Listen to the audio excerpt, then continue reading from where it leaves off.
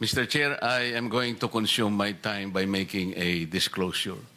Kahapon po, mga pasado po alas 2 ng hapon, tumawag po sa akin si former Congressman Mike Defensor. Tinanong ko po kung ano ang kailangan niya. Meron daw pong isang tao na matagal na po niya kung gustong kausapin para sa isang paglalahad ng kanyang nalalaman tungkol po sa ating iniimbestiga sa committee ito. Sabi ko, madali ba yan? Kasi meron kaming session, mag-uumpisa yun ng alas 3.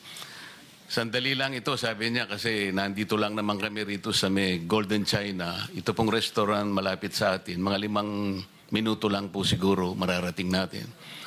So ako po ay nagparaya at pinuntahan ko kung sino yung sinasabi niyang tao. Kasi po meron na raw po siyang draft na salaysay na kung gusto ko raw pong makita. So Mr. Chair, ako po ay nagpaunlak para makita kung talagang meron ngang ganung tao at meron nga siyang gustong isalaysay. Nakita ko po yung tao at pinabasa niya po sa akin yung isang salaysay na nakaporma na po. Binasa ko po. Yun pong salaysay na yun ay nagsasabi ng kanyang pagkalungkot at siguro pagkabahala, sabi niya, na bakit nangyayari sa ating bansa ito. At nalulungkot siya, Mr. Chair, sapagkat meron siyang partisipasyon doon eh. At nung makita ko ang kabuuan ng kanyang salaysay, meron po siyang personal na kaalaman para ikonekta si Representative Saldico kay former Speaker Martin Romualdez. Sabi ko, hindi ako pwedeng magtagal, nabasa ko na ito, hahabol ako sa aming sesyon alas 3. Pero kung talagang ikaw ay voluntaryo mong gustong gawin yan, sang-ayon sa iyong nilalahad dito, di sige, i-finalize mo yan. At gusto ko, ipanotaryo mo sapagkat hindi po pwedeng hindi notaryado yan. At kung buo ang loob mo at talagang yan ay matagal mo nang iniisip, pumunta ka ako bukas ng umaga sapagkat meron kaming pagdinig. Mr. Chair, nandito po yung tao at hawak ko po yung ilang piraso ng kanyang sinumpaang salaysay. Kung po pwede po sana natin siyang tawagin ngayon, para ngayon siya po ang mismong maglahad ng kanyang salaysay sa ating gitna. Okay, you may call him. Mr. Chair, I'm calling Mr. Orly Regala Gutesa para po humarap siya sa atin. Mr. Gutesa, kayo po ay umupo dito sa may gitna. Pakibigyan mo ng copy si Mr. Chair. Page. Bigyan mo si Chair. Mr. President. Bigyan mo si Mr. President.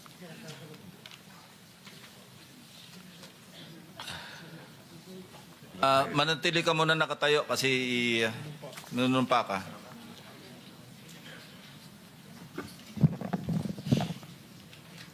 Raise your right hand. Yeah. Do you swear or affirm to tell the truth, the whole truth, and nothing but the truth in this proceeding? Yes, sir. Salamat. Take your seat, please. You may proceed. You may continue. Salamat po, Mr. Chair. Mr. Gutesa, kanina ako'y nagpapaliwanag para ipakilala kita. Narinig mo yung aking sinabi. Yes, Your Pwede mo Honor. bang i-confirm na kung ano yung sinabi ko ay yung nangyari kahapon? I confirm, Your Honor. Salamat po. At ngayon po ay hawak ko nga ang inyong sinumpaang salaysay na nung draft ito ay binasa ko. Ganun din nga po at wala namang pagbabago. At gusto ko lamang pong sabihin ninyo na mayroong pirma sa ibabaw ng pangalang Orly Regala Gutesa. Kayo po ba ang nagpirma nito? I confirm, Your Honor. At gaya po ng sinabi nyo sa akin kahapon, voluntaryo ninyong ginawa ito at wala namang namilit sa inyo. At katotohanan yan, ako nga po ay ininyayahan nyo para makita ko yung inyong salaysay. Yes, Your Honor. Ito po ay pinanotaryo ninyo. Nakikita ko rin po. Totoo po ba itong notaryong ito? Totoo po, Your Honor. Okay. Ngayon, kayo na po ang magbasa para sa ganun ay marinig po ng buong kapulungan. Pwede po niyong basahin ang inyong salaysay. Maraming salamat, Your Honor. Mr. Chair, can he proceed? He may proceed. Ako po'y nagpapasalamat sa pagkakataong ito. Sa Senate Blue Ribbon Committee, Senador Ping Lacson, sir. At sa iba pang member na nandito po. Ako po si Orly Gutisa, may asawa, nasa tamang edad, Pilipino, makatapos makapanumpa na ngayon sa umiiral na batas ay nagsasaad at naglalahad ng gaya ng mga sumusunod. Ako po ay lumabas upang magsalita sa isyu na ito. Bilang isang dating sundalo, inaalay ko ang aking buhay para sa ating bansa. Sa pagkakataong ito, nagdesisyon akong magsalita at maglabas dahil ayokong maging masama ang kinabukasan ng aking mga anak, apo ko sa darating na panahon. Ayoko pong naririnig ko at napapanood ko sa pagdinig ng Blue Ribbon Committee. At ngayon ko po napagdugtong-dugtong yung naging partisipasyon ko po sa anomalya at korupsyon na ginawa at lumalabas sa hearing na ito. Yung palang pera na binubuhat namin at dinideliver mula sa masamang gawain na nagdulot ng baha na ikinamatay ng tao at imbes na gamitin ang pera sa edukasyon, medikal at programa na mapunta lamang pala sa bulsa ng mga politiko. Mabigat po sa akin magsalita dahil may pamilya ko. 4 ang anak ko, nag-aaral pa. May asawa ako at nangangalaga sa aking mga anak at marami akong kasama sa operasyon na may kinalaman sa ibabahagi ko sa inyo. Nagtatrabaho lang po kami ng mga kasama kong sundalo sa Philippine Marines. Huwag sana isipin na aking mga kasama na nagtatraidor ako. Ako sa aming trabaho at pinagsamahan dahil pare-parehas kaming may pamilya at gusto lang naman naming ayusin ang kinabukasan ng bawat isa. Wala akong iniisip na kapahamakan para sa kanila, bagkus ang gusto ko lang maiayos ang kinabukasan ng bayan at lahat kami. Noong December 5, 2004, na-hire ako bilang security consultant sa Ako Bicol Party List or AKB kay Congressman Saldico. At nasimula ng duty ko kay Congressman Saldico. Bawat umaga, nagre-report ako sa BGC sa Horizon, sa Bonifacio Global City, kung saan nakatira si Kong Saldico. Tuwing may duty at detailed ako sa basura, it means itong basura, ito yung box ng pera na pinag-uusapan natin sa kasalukuyan. Mr. Gutesa, mag-stick ka lang sa binabasa mo. Huwag ka nang nag-a-adlib. Kung ano yung nandito, basahin mo lang. Yes, Your Honor. Tuwing may duty detail ako sa basura, pumupunta kami sa 28 Ladybug Corner, Dragonfly, Valle Verde 6, Pasig City. Tagabuhat lang ako ng malita ng basura. Ang ibig sabihin ng basura ay malita na may lamang pera. Ang bawat malita ay may lamang humigit kumulang 48 million pesos.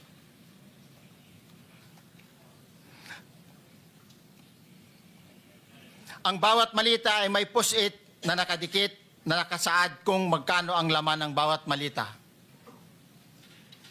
Tuwing may duty detail sa basura, may pumupunta na tao na magde-deliver ng basura at nire-receive ni John Paul Estrada at Mark Tiksay. Ang mga executive assistant ni Congressman Saldico at sila ang mga detailed sa mga ganyang activities. Ang mga nangyayari kapag duty kami sa basura, kalimitang dinadala sa bahay ni Congressman Saldico sa Valle Verde 6 at tinatanggap naman ni Mark at ni Paul. Pagkatapos naming may baba ang nasabing basura, ipinapasok sa bahay ni Congressman Saldico sa Valle Verde 6 at binibilang ni Mark at ni Paul. Alam ko na ang laman ng maleta ay pera sapagkat nakita ko si Paul na binuksan ang maleta at inilabas ang laman para bilangin. Ang isang ehemplo na nagdala ng pera ay si Congressman Eric Yap ng AXIS Party List. 46 na malita ang dala niya sa bahay ni Congressman Saldico sa Valle Verde 6. Pagkatapos mabilang, isinakay namin sa mga sakyan patungo sa Horizon Residence sa Taguig. At dumiretso kami sa basement upang may baba ang nasabing basura. Bago ibaba ang nasabing basura, ito, Merong napuputol sa binabasa mo eh. Huwag kang magmadali. Huwag kang magmadali. naputol na, Ulitin mo yung paragraph 20. wala na akong, hindi ko makita na putol na siya.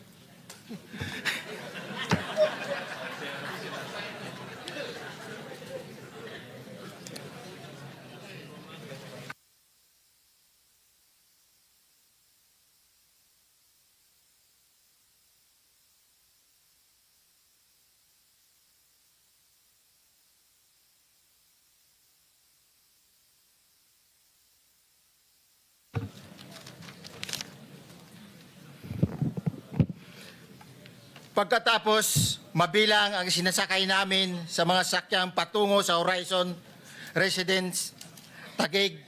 Pagdating sa Horizon Residence, dumidiretso kami sa basement upang maibaba ang nasabing basura at dalhin sa unit ni Congressman Saldico sa 56th floor sa nasabing lugar kung saan siya nakatira. Bago ibaba ang nasabing basura, ito ay bawas na. Halimbawa, nag-akyat kami ng 46 na malita. Ibababa lamang namin ay 35 malita para i-deliver sa bahay ni House Speaker Martin Romualdez sa 42 McKinley Street, Taguig. Ang labing isang malita ay naiwan sa taas ng 56th floor sa Horizon Residence.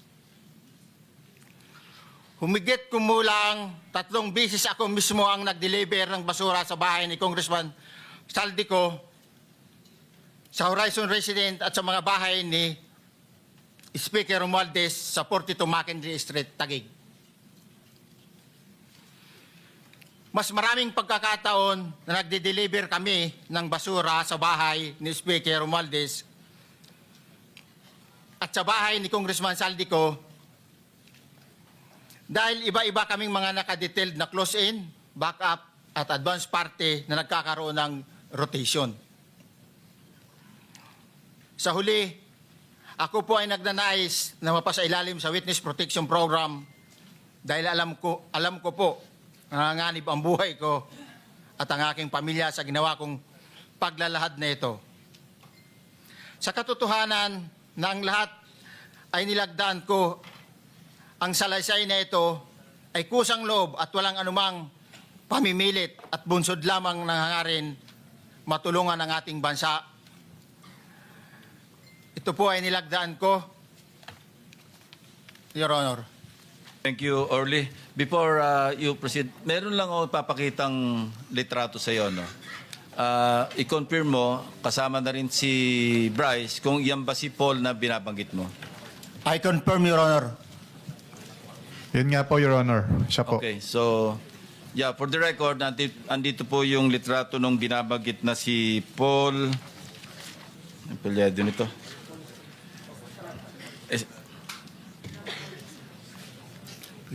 John Paul Estrada, di ba? Yes, Your Honor. Oh, sige. Thank you very much. You may continue, Senator Marcoleta. Thank you, Mr. Chair. Mr. Gutesa, dito sa iyong paglalahad ay gumawa ka ng isang paghalimbawa. Inihalimbawa mo si Congressman Eric Yap, ngunit isang tagpo lang yun eh. Ikaw ay na-hire ni Representative Saldico, sabi mo rito ay December 5, 2024 pa. Yes, Your Honor. Sa pagkakaalam mo, mga ilang beses kayong gumagawa ng bagay na ito. Ibig sabihin, yung pagdi-deliver ng pera, sa natatandaan mo, gaano kadalas ang pagdi-deliver? Kasi ang ginawa mo kanina ay isang example lang. Pwede mo bang ipaliwanag? Your Honor, minsan kasi pag-duty kami, ang actual ko na delivers talaga sa bahay ni Congressman Romualdez is 3.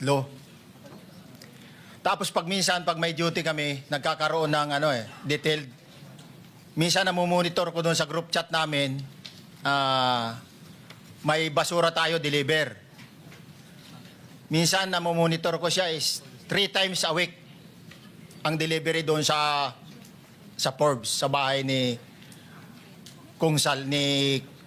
Kung Romualdez. Yung pera minsan nanggagaling lang doon sa horizon sa taas, ibinababa.